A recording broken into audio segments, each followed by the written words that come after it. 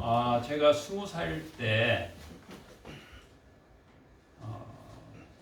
서울에서 대학교 1학년 다니다가 방학을 해서 집에 가서 한 달 지내다가 이제 개학을 앞두고 다시 서울로 가게 됐는데, 그 당시에 이제 벌써 40년 전이니까 저희 아버지가 직장을 다니시는데 버스를 타고 다니셨어요.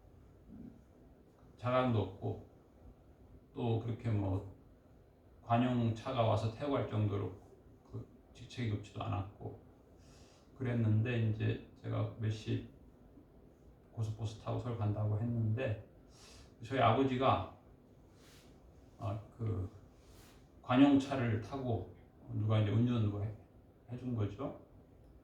터미널에 오셨어요. 오셔가지고 이제 잘 갔다 오라고 하면서 하신 말씀이 뭐냐면, 경률아, 옛말에 젊어서 고생은 사서도 한다는 말이 있는데 객지에서 고생스럽더라도 즐거운 마음으로 잘 지내다 봐라, 그런 말씀을 하셨어요. 근데 이제 그때는 제가 그 의미에 대해서 잘 알지를 못했어요. 그런데 이제 40년이 지나고 보니까 제가 그때 아버님이 하신 말씀의 의미를 잘 긍정적으로 깊은 뜻을 깨닫게 되는 것 같아요. 그래서 제가 뭐 또 이제는 지금 그 당시에 저희 아버님이 나한테 해줄 때 아버님이 연세가 한 50 정도, 40대 후반 그랬을 거예요.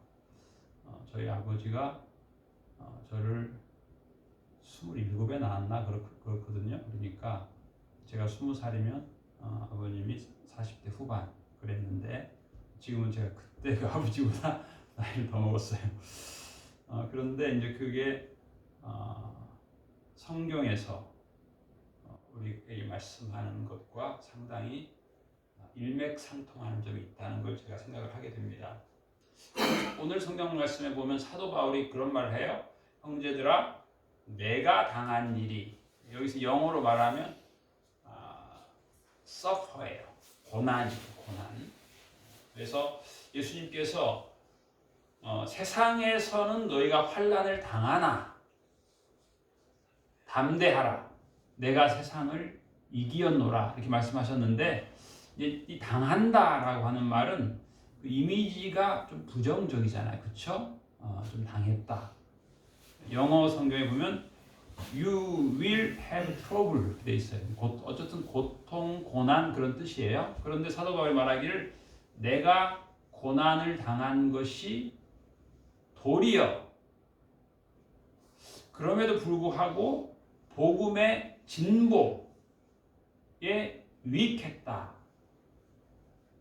이것을 너희들이 알기 원한다. 이렇게 말씀하고 있어요. 세상 사람들이 그리스도인에 대한 시각이 시대를 따라서 변화하고 있어요. 그런가 하면 그리스도인 스스로가 그리스도인의 정체성에 대해서 어떻게 보면 좀 혼란하기도 해요. 예를 들면 우리가 이제 3월 3일절을 지냈는데 1919년도에 우리나라 전체 인구 중에 기독교인은 1%도 안 됐다고 해요. 1%. 그런데 그 독립선언서를 작성한 33인의 50몇 %는 기독교인이었어요. 그렇게 보면은 그 당시 우리 크리스찬 기독교인들은 보통 사람들보다 50배 이상의 애국심이 있었고 고난 당함에 대한 불굴의 의지가 있었다 이렇게 볼 수 있어요. 반대로 현대 그리스도인들은 1919년도 그 옛날 비교했을 때 애국을 위해서 그리고 대의 명분을 위해서 나라를 위해서 고난을 감수하는 그 능력이 50분의 1도 안 되지 않느냐 생각해요. 또 기독교인에 대해서 부정적인 시각을 가지고 있는 사람이 볼 때는 더 할 수도 있는 것 같아요. 불과 10년 전만 하더라도 우리나라의 기독교인의 비중은 전체 인구의 25%라고 했는데요.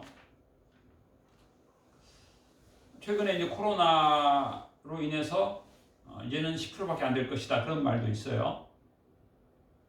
물론 이제 기독교인이라고 하는 그 정체성에 대한 그 기준을 어떻게 평가하냐에 따라 다르긴 하겠지만 어쨌든 옛날 100년 전에는 1%였는데 지금은 10%라고 한다면 영향력이 커야 되는 것은 분명한데 수치적으로 그러지 못하다라고 생각하는 평가도 꽤 많이 있을 것 같아요. 예수님이 말씀하신 세상에서는 너희가 환난을 당하나 이것도 마찬가지로 좋은 건 아니에요. 당한다. 환난을 당한다. 고난을 당한다. 그런데 예수님이 담대하라. 내가 세상을 이겼노라. 이렇게 말씀하셨어요. 여러분의 그 이미지 중에 그 예수님께서 갈릴리 바다에 대한 표현 중에 어떤 표현이 여러분의 마음에 각인이 되어 있는지 모르겠는데 저에게는 예수님과 제자들이 조각배를 타고 가면서 광풍으로 인해서 미친 바람, 파도, 험한 파도로 인해서 고난을 당했다라고 하는 구절이 저한테는 좀 깊게 남아 있어요. 어떤 표현에는 그 파도 물결로 인해서 고통했다 그렇게 표현이 되어 있는데 요즘 말로 하면 세파, 세상의 파도, 크리스찬을 향해서 불어닥치는 세상의 파도도 있잖아요. 이제 우리가 며칠 전에 이제 대통령 선거가 있었는데 옛날에는 이 사람이 대통령이 됐으면 좋겠다 그런 뜻으로 선거를 많이 했는데 이번에는 이 사람은 안 됐으면 좋겠다. 이 사람도 마음에 안 들지만 또 어쩔 수 없다. 이렇게 그 최선의 선택이 아니고 가장 악하지 않은 사람을 선택하는 그런 선거가 아닌가. 이제 그런 평가들도 많이 있어요. 그 과정 속에서의 세파, 그것도 하나 세상의 파도인데 고민하는 기독교인들이 꽤 있었어요. 성도는 그 세상의 파도로 인해서 고통을 당하기도 합니다. 구약 성경 이사야 53장에 보면 이제 예수님에 대한 말씀이 있는데 그는 실로 우리의 질고를 지고 우리의 슬픔을 당하였거늘 우리가 생각하기를 그는 징벌을 받아 하나님께 맞으며 고난을 당한다 하였노라. 여기에도 이제 당한다라는 표현이 있죠. 그가 찔림은 우리의 허물 때문이요 그가 상함은 우리의 죄악 때문이라. 그가 징계를 받음으로 우리는 평화를 누리고 그가 채찍에 맞음으로 우리는 나음을 받았도다. 우리는 다 양 같아서 그릇 행하여 각기 제 길로 갔거늘 여호와께서는 우리 모두의 죄악을 그에게 예수님에게 담당시키셨도다.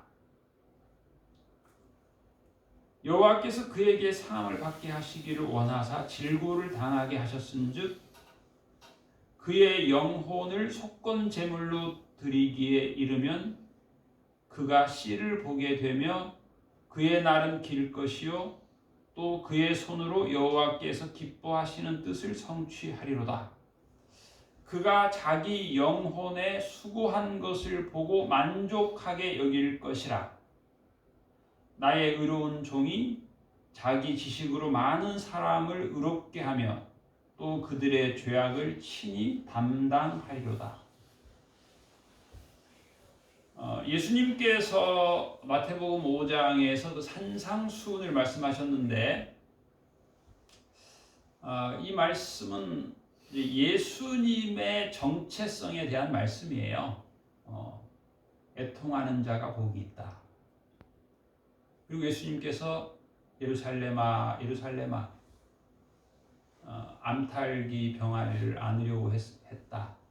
그런 말씀하셨죠. 그 애통해야 하는 예수님께서 그런 말씀하셨고, 또 예수님께서 의에 줄이고 목마른 자가 복이 있다 이렇게 말씀하셨고, 또 예수님께서 십자가 위에서 내가 목마르다 이렇게 말씀하셨어요.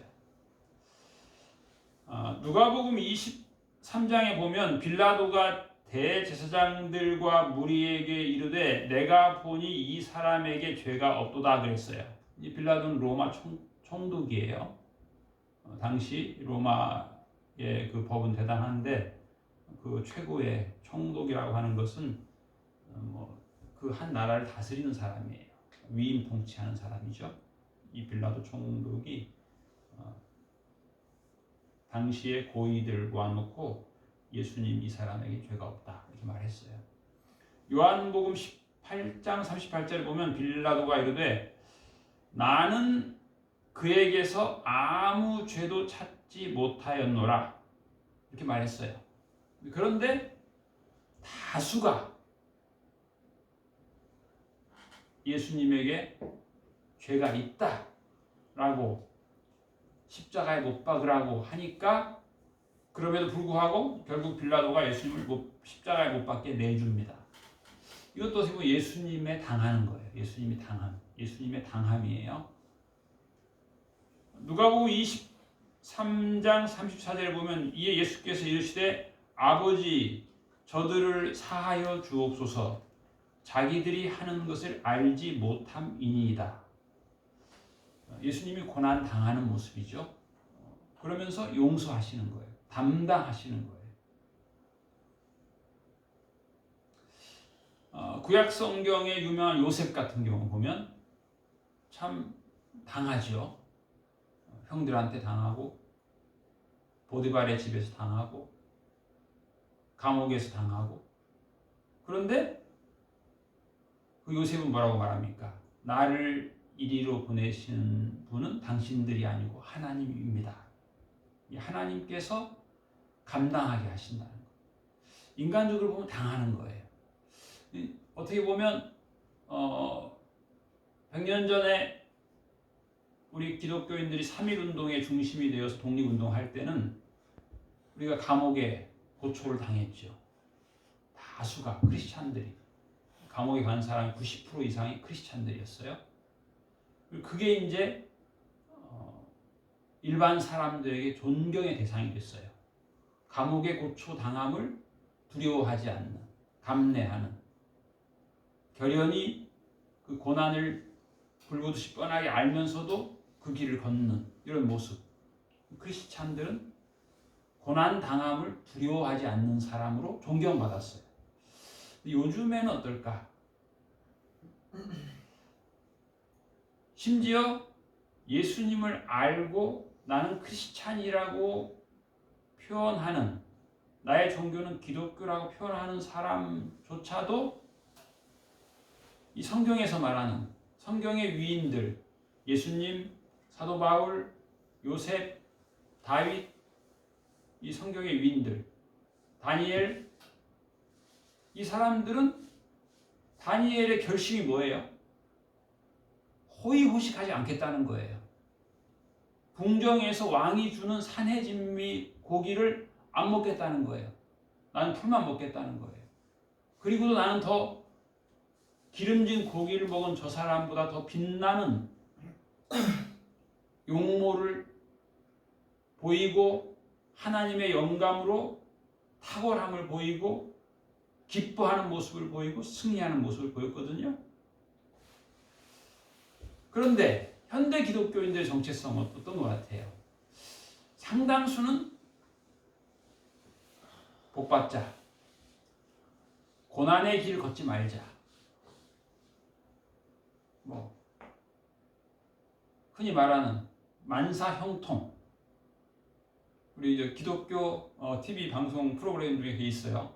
물론 우리 기독교 복음 안에는 복이 있고 만사형통이 분명히 있어요. 그런데 그것만 바라보고 고난, 수고에 대한 각오는 없는, 참 이게 어떻게 보면 문제가 있는 거예요. 그래서 고난과 수고에 대한 각오가 있는 사람이 경험하는 복이 있는 것이고, 그것을 피해만 가려는, 제 자신이 고난 회피형 인간이에요. 계속 수고는 피하는, 그리고 평안과 안전과 복만을 바라는 그런 사람, 그게 진정한 성경적 기독교인인가 묻는다면은 그건 그렇지 않죠. 예수님은 이 고난을 당한, 예수님의 그 평생을 보면 고난을 향해 가고 고난을 때로는 계획하고, 인자가 온 것은 섬김을 받으려 함이 아니라 섬기려 하고 도리어 많은 사람을 위한 대속 제물로 십자가에서 죽기 위해서 오셨다라고 말씀하신 거 보면, 이 예수님의 정체성은 기독교인의 정체성과 일치해야 되는데, 오늘날 상당수의 크리스찬들의 정체성은 예수님의 정체성과 거리가 멀지 않은가는 생각을 해봅니다.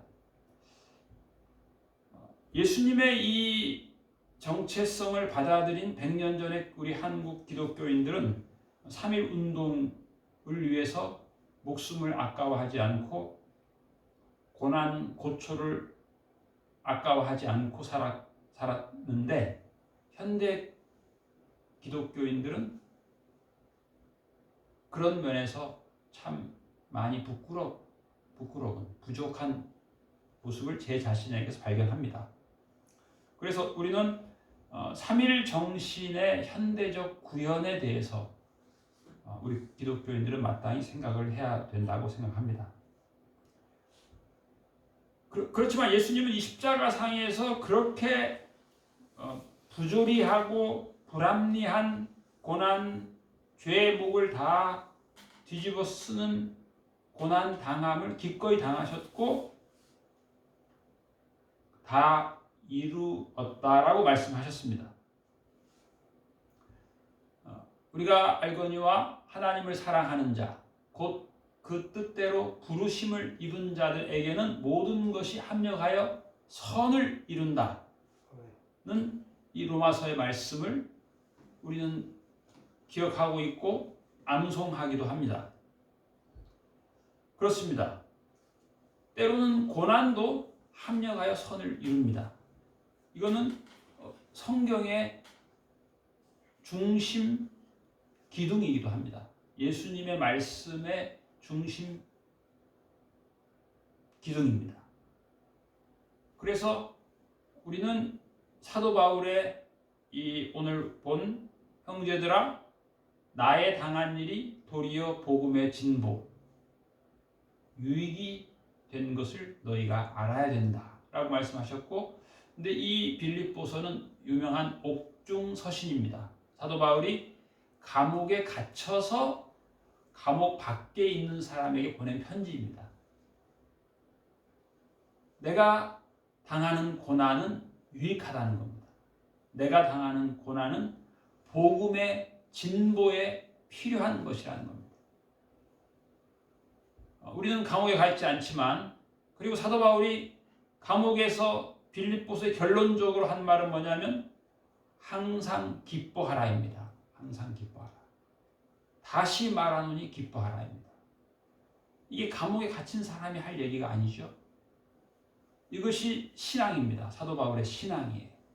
그래서 신앙은 두 가지예요. 영광의 신앙과 고난의 신앙이에요. 이것이 균형을 이루어야 됩니다. 땀 흘리려고 하는, 수고를 자처하는, 내 삶의 수고와 고난의 시간이 있게 하려고 하는 신앙이 있고서야 영광의 날이 오는 것이지, 고난과 수고는 피해가고 영광만 주옵소서라고 하는 이 기도는 참된 기도가 아닙니다. 우리는 개인적으로 겪는 고난도 있고 때로는 민족적으로 겪는 고난도 있습니다. 신앙이 없으면 고민하지 않아도 될 일을 신앙이 있기 때문에 고민하는 일도 있습니다. 신앙이 없으면 두 다리 뻗고 잘 수도 있는데 신앙이 있어서 때로는 근심하기도 하고 초조함을 가지고 기도하기도 합니다. 그런데 이 겪는 모든 일, 내가 당하는 이 모든 일은 복음의 진보에 사용됩니다. 이 진보라고 하는 이 단어는 군대가 전진하는데 거치는 장애물을 제거한다, 그런 뜻이에요. 밀림을 뚫고 나갈 때 사용하는 군사적 용어입니다. 승리를 위해서 장애물을 제거하는 겁니다. 이게 그러면 유익한 것이죠. 물론 그 밀림을 개척하는 건 쉽지 않습니다. 군사가 전쟁을 위해 전진할 때 그 길을 내는 거 쉽지 않아요. 심지어 선교사가 오지 선교를 하기 위해서 수고하는데 또 그 길을 내는 선교사를 위해 길을 내는 또 그런 선교사들이 있어요. 불도저를 가지고 포크레인 가지고 진보를 위해서, 복음의 진보를 위해서죠. 근데 이 모든 겪는 일, 사도 바울이 많은 걸 겪었습니다. 예수님이 많은 걸 겪었어요. 많은 고난을. 요셉이 많은 고난을 당했어요. 그런데 거기에서 하나님의 손길을 본 것입니다. 사명을 본 거예요. 내가 담당해야 될 사명을 본 거예요. 그러므로 그 진보가 된 거예요. 하나님의 손길을, 하나님의 계획을, 하나님의 역사를, 유익을 본 것입니다. 그래서 우리도 이 한 주간 우리가 믿음을 살아갈 때 다양한 것을 겪게 됩니다. 때로는 당하게 됩니다.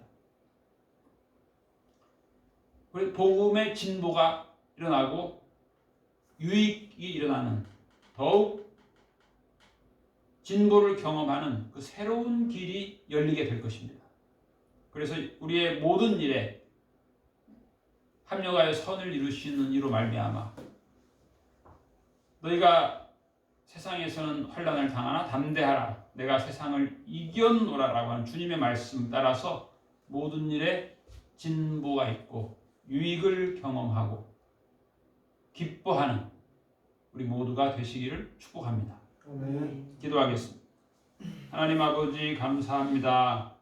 우리들이 세상에서 기독교인이기 때문에 당하는 어려움도 있고 고민도 있고 또 수고도 있고 담당해야 될 것이 있는데, 그동안 우리의 삶을 돌이켜볼 때 담당해야 될 사명을 회피하고 게으르게 살아왔던 시간들도 많이 있었습니다.